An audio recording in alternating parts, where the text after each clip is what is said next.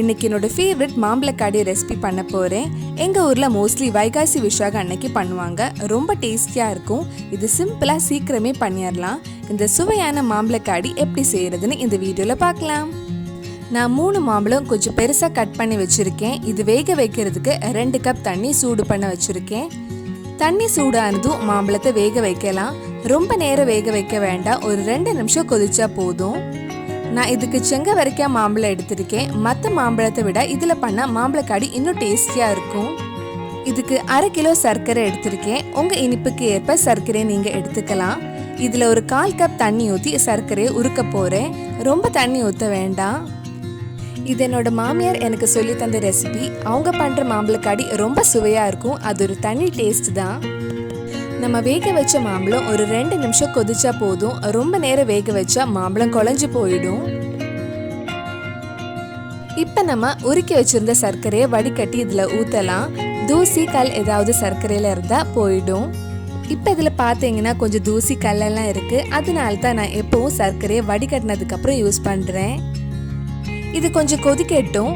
நான் 1/4 கப் பச்சரிசி 2 மணி நேரம் ஊற வச்சுருந்தேன். அது ஒரு மிக்சி ஜாரில் கொஞ்சம் தண்ணி ஊற்றி இந்த மாதிரி நல்லா நைஸாக அரைச்சி எடுக்கலாம்.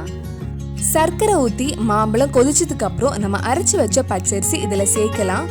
பச்சரிசி போட்ட உடனே கிண்டி விட்டுட்டே இருங்க. அது சீக்கிரம் கெட்டி ஆகிடும். அடி பிடிக்காம பார்த்துக்கோங்க. பச்சரிசி ஆட் பண்ணால் மாம்பழக்காடி கொஞ்சம் திக்காக கிடைக்கும். இது நல்ல கெட்டி ஆயிடுச்சு. இப்போ இதில் 3 கப் 2வது தேங்காய் பால் ஊற்றலாம். நல்லா மிக்ஸ் பண்ணிக்கோங்க.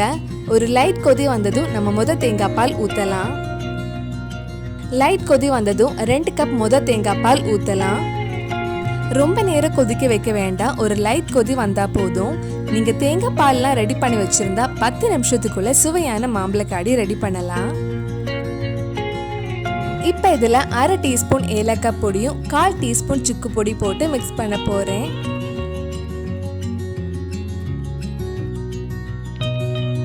இது மிக்ஸ் பண்ணிட்டு கடைசியாக 2 டீஸ்பூன் நெய் ஊற்றி நல்லா கலந்து விட்டு ஆஃப் பண்ணிடலாம். இது ஆறுனதுக்கப்புறம் இன்னும் கொஞ்சம் கெட்டி ஆகிடும். நீங்கள் தேங்காய் பால் கம்மியாக ஊற்றி ஆறுனதுக்கப்புறம் மாம்பழக்காடி கெட்டி ஆயிடுச்சுன்னா பசும்பால் ஊற்றி மிக்ஸ் பண்ணிக்கலாம். தேங்காய் பால் எடுக்க ஒரு பெரிய சைஸ் தேங்காய் எடுத்துக்கோங்க. சின்ன தேங்காவாக இருந்தால் 1.5 தேங்காய் எடுத்துக்கலாம். சுவையான மாம்பழக்காடி ரெடி ஆயிடுச்சு. கண்டிப்பாக நீங்களும் உங்கள் வீட்டில் செஞ்சு பாருங்கள். பிடிச்சிருந்தா இந்த வீடியோவை லைக் பண்ணுங்கள். உங்கள் ஃப்ரெண்ட்ஸ் அண்ட் ஃபேமிலிக்கு ஷேர் பண்ணுங்கள். வேறு என்னெல்லாம் ரெசிபிஸ் நம்ம சேனலில் ட்ரை பண்ணலான்னு கீழே கமெண்ட் பாக்ஸில் சொல்லுங்கள். மறக்காமல் நம்ம சேனலையும் சப்ஸ்கிரைப் பண்ணிடுங்க.